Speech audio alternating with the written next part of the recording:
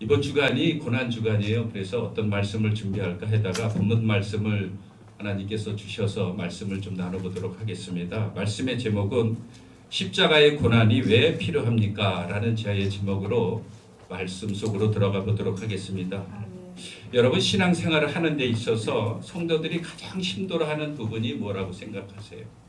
많은 것들이 있겠지만 제가 묵상해 보니까 십자가의 고난에 순종하라는 말씀을 제일 힘들어해요. 물론 그것도 성도들 뿐만 아니라 목회자인 저희들에게도 당연하게 맞는 것이라고 저는 생각해요.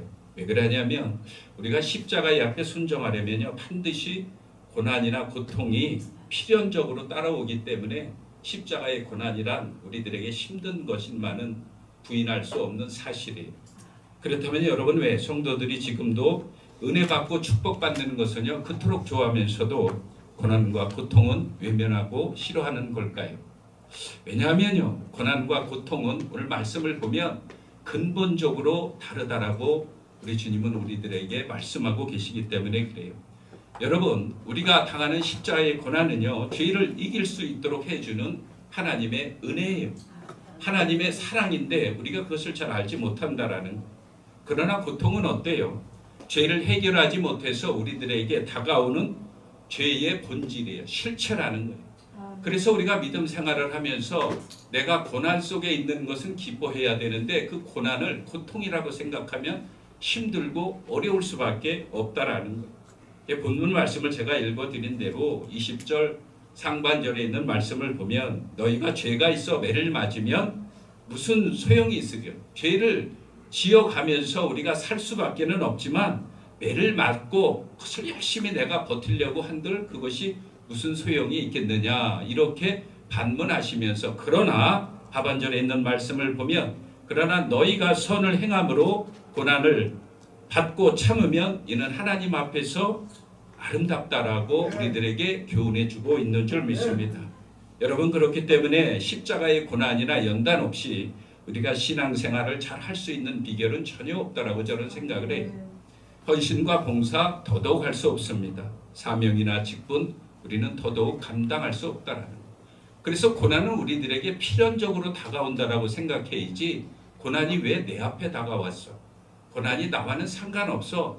이러한 자리에서 목회를 하거나 신앙생활을 하면 주님과 우리 사이는 점점 멀어질 수밖에 없다라는 거예요.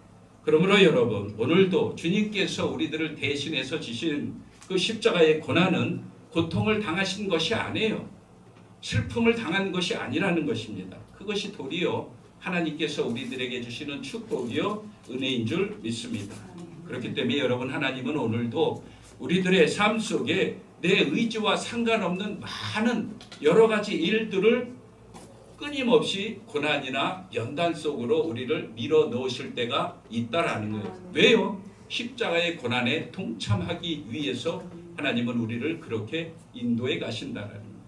그러면 여러분, 십자가의 고난에 동참하는 것은 무엇일까요? 저는 두 가지로 생각해 보기를 원합니다.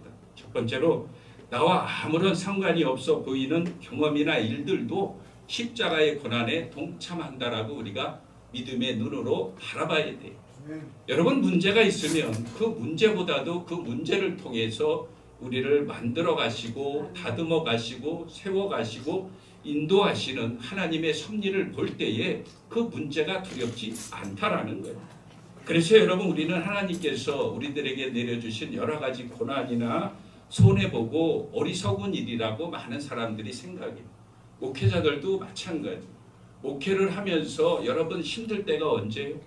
내가 원하고 내가 바라는 대로 교회의 일이 풀려지지 않을 때, 하나님께 그렇게 주구장창 기도했는데도 응답의 역사가 내 기준대로 내 앞에서 증거되지 않을 때, 하나님께서 나와 함께 하시는 목회일까? 내가 사명의 길을 가는 게 맞을까? 다 그런 생각에 빠지는 거예요. 여러분, 그런 생각에 늘 빠지면요, 십자가가 우리들에게는 늘 고통으로 돌아올 수밖에 없다라는 것입니다. 세상으로부터는 오는 고통은 그래서 예수님 때문에 일어나는 일이 아니에요. 나 때문에 일어나는 거예요. 나의 문제 때문에 일어나는 거예요. 그러나 십자가의 고난은 하나님의 뜻을 이뤄가시는 하나님의 축복이요 은혜이기 때문에 오늘도 우리는 기꺼이 십자가의 고난에 동참하는 베드로와 같은 신앙의 고백이 있기를 주님의 이름으로 축복을 드립니다. 여러분, 하나님은 오늘도 그래서 나와 아무런 상관없어 보이는 수많은 환경이나 상황, 사람들을 나에게 붙여주세요. 문제 속으로 끊임없이 밀어 넣으실 때가 있다라는 거예요. 여러분, 그럴 때 그것을 감사함으로 여겨야 돼요. 기쁨으로 여겨야 그 일이 우리 앞에서 머물러 있지 않고 떠나간다라는 거예요. 그것이 여러분 십자가의 고난에 동참하는 거예요. 우리가 어디 가서 힘든 일을 하고 매를 맞고 무수한 공격을 당해야만 그 십자가의 고난이 아니라는 거예요. 나와 아무런 상관없어 보이는 일들이 우리의 삶 속에 끊임없이 일어나고 문제가 일어나 아픔이 일어나도 그것이 십자가의 보혈 안에서 당해야 되는 일이라면 우리가 그 말씀 속에 있어야 된다라는 것입니다. 사랑하는 여러분, 그렇기 때문에 우리는 늘 믿음 안에서 서 있지 않으면 넘어질 수밖에 없어요. 여러분, 많은 성도들이, 많은 사람들이 십자가의 고난이란 그래서 두렵고 무서운 거예요. 그래서 성도들이 반응하는 것을 보면 대체로 이래요. 하나님, 나는 믿음 생활 잘하고 있다라고 생각해요. 주일 성수 잘하죠. 예배 잘 드리죠. 11조 드리죠. 감사연금 드리죠. 각종 헌신과 봉사를 해요. 물론 그것이 나쁘다라고 저는 말씀드리고 싶은 뜻이 아니에요. 그러나 그 일이 십자가의 고난 속에서 이루어지는 일이 아니라면 하나님이 정말 기뻐하시는 일일까? 내가 그 십자가의 고난에 동참하고 있는 일일까? 묵상하고 생각해 볼 필요가 있다라는 거예요.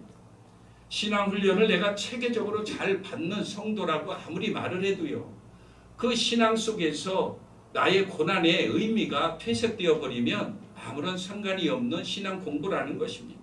영적으로 내가 많은 기도를 해서 하나님과 나와의 관계가 되도록이면 아무 문제가 없을지라도 그 관계 속에서 십자가의 고난이 들어있지 않으면 하나님과 나와의 관계는 저는 바로 서지 않았다라고 생각할 수밖에 없는 것이라고 말씀을 드리고 싶어요. 여러분, 우리의 삶 속에서 작은 일도 십자가의 고난이라고 믿을 때에 하나님의 은혜와 축복이 임하는 것이지, 이것은 내가 해야 될 고난이요, 내가 해야 될 일이 아니라고 자꾸 생각하고 단절시키고 깎아버리고 뭉개버리면 십자가의 고난은 우린 퇴색될 수밖에 없어요. 그저 매년 이때 다시 돌아오는 하나의 절기로 생각할 수밖에 없다라는 거예요. 하나의 절기로 계속해서 생각하면 여러분 어때요? 외식주의의 신앙생활로 흘러갈 수밖에 없어요.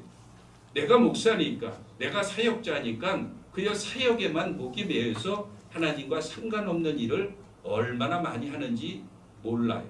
저는 그래서 늘 묵상하는 거예요. 십자가의 고난이란 정말 무엇일까? 십자가의 고난이 우리들의 삶 속에 있어야 되지 않겠어요? 그것을 우리가 감당해 나갈 때에 주님께서 주신 십자가의 고난에 우리가 동참하는 것이지, 어떤 다른 특별한 일을 통해서 십자가의 고난에 하나님께서 우리를 저는 끌고 가시지 않는다라고 생각하는 거예요. 또 하나는 무엇이에요? 우리는 누구보다도 말씀을 많이 알고 있다고 생각해요. 여러분, 모세가 겪은 40년의 광야의 시간이나 요셉이 겪은 종살이나 감옥살이 생활, 사울에게 무려 20년 가까이 쫓아다녔던 다윗의 그 모습을 통해서 나도 저들과 같은 믿음이 있었으면 좋겠다라고 생각은 많이 해요. 그러나 그들이 실제적으로 겪었던 고난이나 연단은 나에게 다가오지 않기를 다 생각한다라는 거예요. 아무런 대가 없이 내 믿음이 성장하길 원하고, 아무런 대가 없이 내가 문제 해결받기를 원한다면 십자가의 고난이 나와는 의미가 없다라는 것입니다. 여러분, 모세를 보시길 바랍니다. 오늘도 다윗을 한번 보세요. 야곱을 보세요. 여러분, 그들은 한결같이 하나님 앞에 쓰임받았는데 다 조건이 있다라는 거예요. 그들 삶 속에는 나와 상관없는 일을 하나님이 끊임없이 부어주셔서 그것을 통해 그들이 만들어지고 세워지고 다듬어지고 하나님이 쓰실 때가 되어서 하나님께서 쓰셨다라는 거예요. 그리고 하나님의 영광을 그들은 증거했다라는 것입니다. 여러분, 환경을 통해서 오늘도 나의 문제가 다가오고 있습니까? 사람을 통해서 문제가 해결이 되지 않고 있습니까? 때로는 알지 못하는 문제들이 내 앞을 가로막고 있습니까? 십자가의 고난으로 바라보시기를 주님의 이름으로 축복을 드립니다. 그래서 우리가 잘 아는 대로 이사야서 48장 10절에 있는 말씀이에요. 그러니까 제가 작년 12월 달에 오살리 기도원에 가서 올해 목회를 하기 위해서 기도할 때 이 말씀을 저에게 주신 말씀이 오늘 딱 적용이 되더라고요. 보라, 내가 너를 연단하였으나 은처럼 하지 않고 너를 고난의 풀무불에서 택하였다. 이렇게 말씀하셨다라는 거예요. 그냥 다른 곳에서 우리를 택하신 것이 아니고 풀무불에서 우리를 택하셨다라는 거예요. 여러분, 풀무불이란 십자가의 고난을 의미합니다. 그 고난 속에서 우리가 거듭나고 만들어지지 않으면 하나님께서 우리를 택하신 목적과 뜻이 퇴색이 된다라는 거예요. 빛이 발해서 하나님의 영광을 드러낼 수 없다라는 거예요. 그렇게 말씀하신 이유도 11절에 보면 말씀하고 있어요. 나는 나를 위하여 이룰 것이라. 어찌 내 이름을 욕되게 하리요. 내 영광을 다른 자들에게 주지 아니하신다라고 말씀하셨어요. 여러분, 오늘도 십자가의 고난을 우리들에게 주시는 것은요, 하나님의 이름을 욕되지 않기 위해서 우리들에게 주시는 여러분, 그 믿음을 붙잡아야 승리할 수 있다라고 저는 생각합니다. 그 말씀이 우리들의 심령 속에 살아 역사해야 열매가 맺어지는 거예요. 그 말씀이 내 안에 없는데 어떻게 열매가 맺어져요? 그 말씀의 능력이 내가 경험해보지 못하고 체험해보지 못했는데 많은 성도들에게 영혼의 말씀을 증거할 수 있겠습니까? 없어요. 그래서 하나님은 우리들을 일반적인 힘들고 어려운 상황에서 우리를 훈련하시고 연단시키는 게 아니라 고난의 풀무불 속에서 십자가의 고난 속에서 우리를 택하시고 부르시고 연단하셨다라는 것입니다.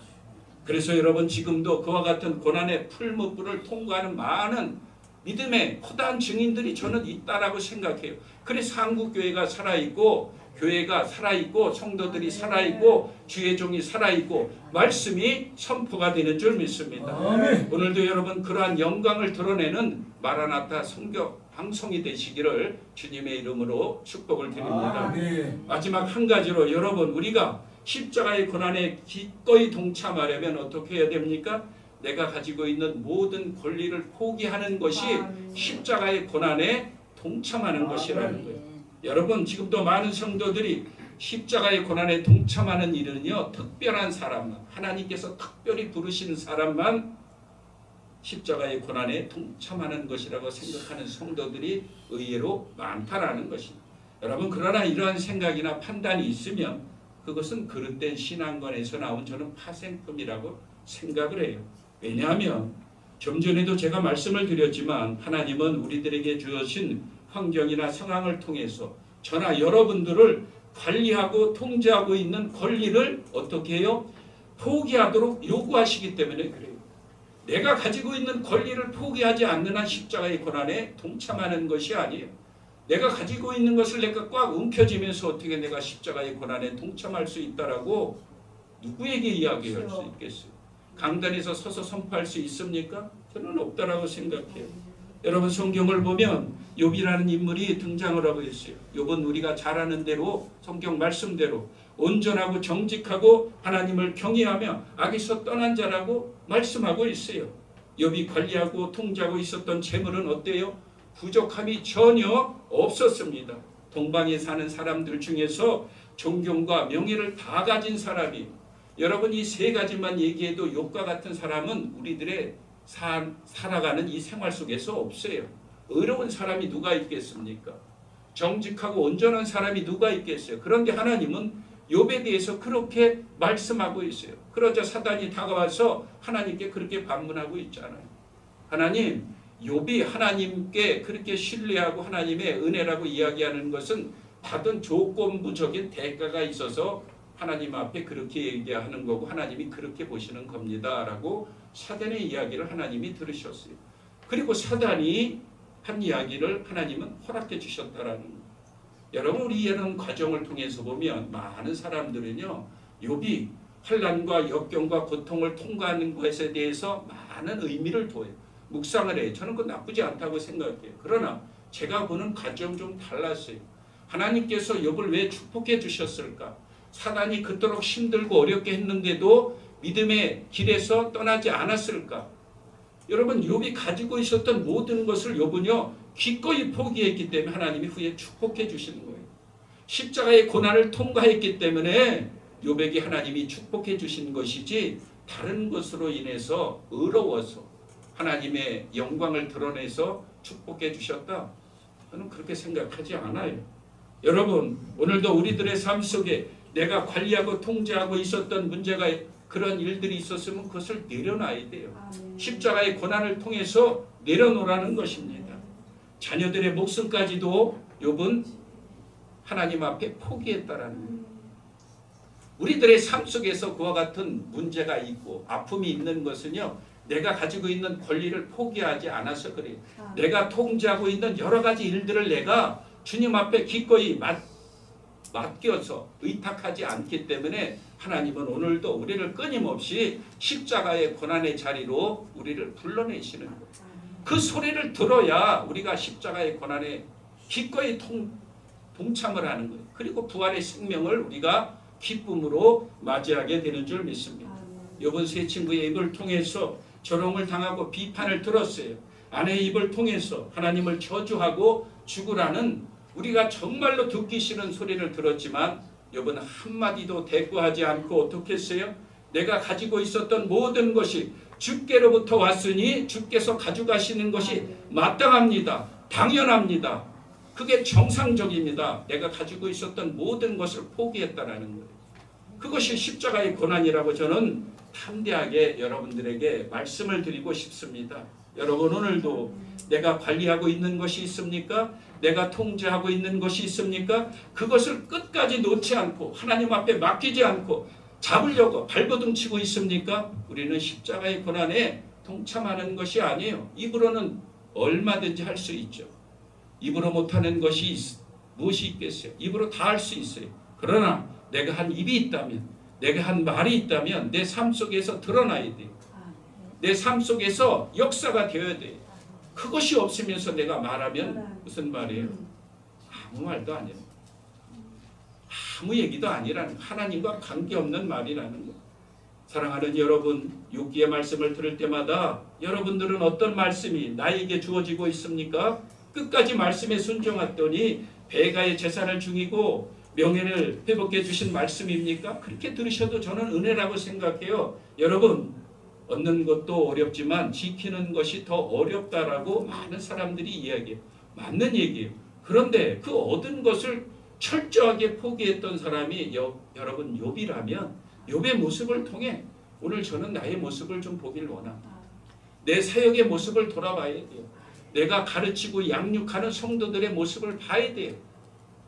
그 십자가의 고난을 내가 입으로만 감당하고 있다면 오늘도 주님의 부활은 나의 부활과는 아무런 상관이 없다라는 것입니다. 그래서 욥이 42장 5절 말씀에 이렇게 고백하고 있는 거예요. 내가 주께 대하여 귀로만 들었으나 이제는 눈으로 주를 봅니다. 여러분, 욥의 신앙의 고백이 위대하지 않습니까? 내가 지금까지 육신으로 보고 귀로만 듣었던 신앙에서 내 삶 속에서 실제 역사하고 계시는 하나님의 눈으로 나를 확인하고 나를 체험시키는 그 은혜를 경험하고 고백하고 있지 않습니까? 우리도 그러한 고백의 신앙이 있어야 되는 줄 압니다. 그렇다면 오늘도 저와 여러분들의 목회 속에, 신앙 속에, 사역 속에 무엇이 들어있습니까? 십자가의 고난이 더 많이 들어있다라고 생각합니까? 그렇다면 저도 그리고 여러분도 그리고 축복받은 하나님의 자녀라고 저는 생각합니다. 그러나 나는 오늘도 십자가의 고난이 아니고 십자가의 고통이 나의 삶 속에 있다면 우리는 십자가의 고난을 외면하고 거부하고 불순종하는 자리에 머물러 있다라고 저는 생각해요.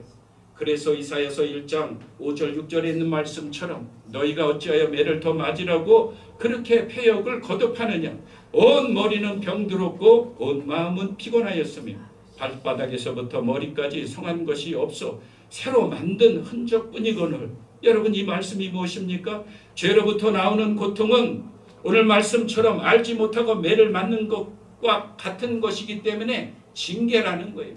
우리가 고난을 통해서 받는 것과 죄를 지어서 우리들에게 다가오는 고통은 근본적으로 달라요. 우리가 그것을 분명히 인식하고 깨닫고 그 말씀을 붙잡고 하나님의 사역의 길에 서 있어야 되는 줄 믿습니다.